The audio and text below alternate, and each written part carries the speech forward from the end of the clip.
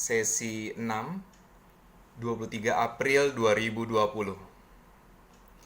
Dari ruang Sekretariat GKP Jemaat Seroja, saya mengucapkan selamat pagi kepada Bapak Ibu, saudara-saudari, dan anak-anak seluruh bagian Jemaat Tuhan di GKP Jemaat Seroja.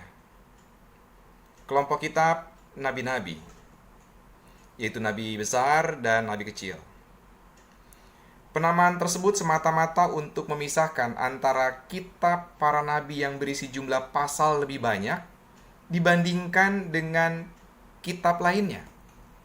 Pertama, kelompok kitab nabi-nabi besar terdiri dari 5 kitab, yaitu Yesaya, Yeremia, Ratapan, Yehezkiel, dan Daniel. Kedua, kelompok kitab nabi-nabi kecil terdiri dari 12 kitab, yaitu Hosea, Yoel, Amos, Obadja, Yunus, Mikha, Nahum, Habakuk, Zefanya, Hagai, Zakaria, dan Maleaki. Kelompok kitab nabi-nabi ini berlatar belakang masa sebelum pembuangan pertama. Artinya sebelum tahun 722 sebelum Masehi sampai pada masa sesudah pembuangan kedua. Artinya sesudah tahun 586 sebelum Masehi. Beberapa kitab bahkan diyakini berasal dari masa sekitar tahun 440 sebelum Masehi.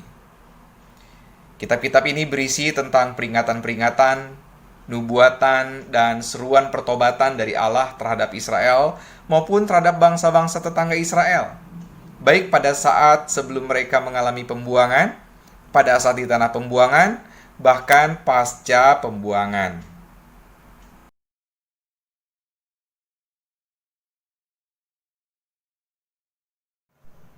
Sesi 7, 23 April 2020.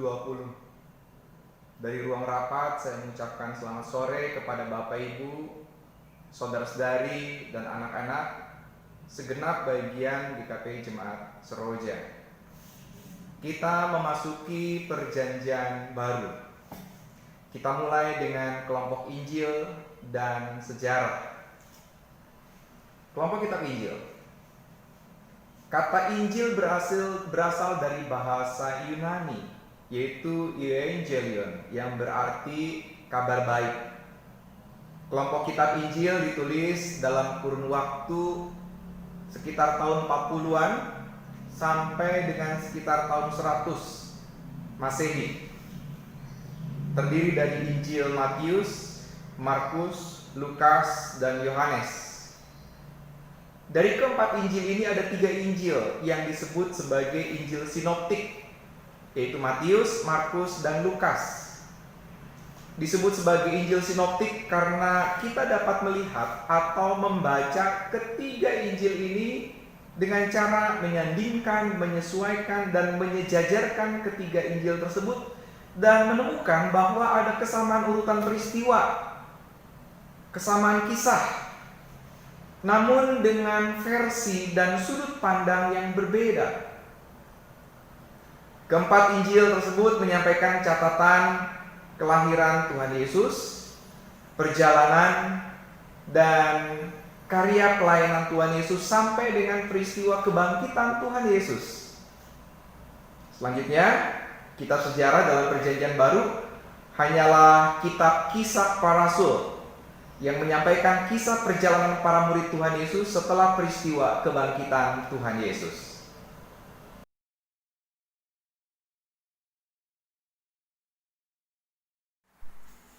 Sesi 8, 24 April 2020. Dari ruang Sekretariat GKP Jemaat Seroja, saya mengucapkan selamat pagi kepada Bapak Ibu, saudara-saudari, dan anak-anak seluruh bagian Jemaat GKP Jemaat Seroja. Kelompok kitab surat-surat secara umum terdiri dari 2 pengelompokan, yaitu surat-surat Rasul Paulus dan surat-surat Am yang ditulis oleh beberapa murid dalam kurun waktu sekitar tahun 40-an sampai sekitar tahun 100 Masehi. Kelompok kitab surat-surat adalah Roma, 1 Korintus, 2 Korintus, Galatia, Efesus, Filipi, Kolose, 1 Tesalonika, 2 Tesalonika, 1 Timotius, 2 Timotius, Titus, Filemon, Ibrani, Yakobus, 1 Petrus, 2 Petrus, 1 Yohanes, 2 Yohanes, 3 Yohanes, dan Yudas. Kelompok kitab surat-surat berisi berbagai macam bentuk. Ada yang bersifat penyampaian risalah teologis, ada juga yang bersifat pengajaran. Selain itu, ada juga yang bersifat tuntunan dan panduan etis terhadap umat Kristen di wilayah tertentu, agar mereka dapat membangun relasi yang baik dengan lingkungannya sekaligus berperan sebagai pewarta kabar baik. Bahkan juga ada surat yang bersifat sebagai surat pastoral, penggembalaan, yang menghiburkan, menguatkan, menyemangati, dan membangun pengharapan ketika umat Kristen mengalami berbagai bentuk penderitaan.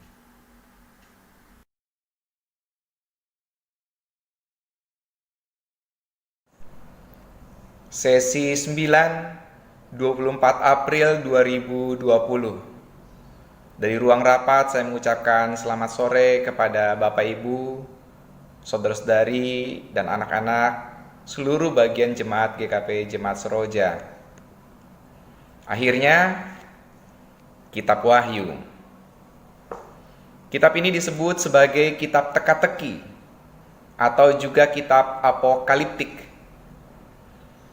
Apokaliptik secara harafiah berarti membuka selubung. Dan kitab ini ditulis sekitar tahun 90-an Masehi, tetapi ada juga yang menduga sekitar tahun 110 Masehi. Kitab ini berisi banyak sekali teka-teki dengan maksud untuk memberikan pesan teologis kepada para pembacanya. Kitab ini sengaja ditulis dengan menggunakan bahasa sandi dan teka-teki dalam rangka menghindari reaksi buruk dari penguasa pada masa itu, yaitu Kekaisaran Romawi, yang pada masa itu menganggap orang Kristen sebagai bagian dari kelompok pemberontak. Nah, Bapak Ibu, saudara-saudari, dan anak-anak sekalian, setelah sesi ini, kita akan melanjutkan ke sesi 10 pada hari Senin, tanggal 27 April 2020. Pada sesi-sesi selanjutnya, kita akan memulai untuk melakukan pembahasan kitab-kitab secara bertahap, mulai dari kitab Kejadian, yang semoga secara konsisten kita dapat membahasnya juga. Baiklah Bapak Ibu, saudara-saudari, dan anak-anak yang dikasihi Tuhan, sampai jumpa di hari Senin. Tuhan memberkati.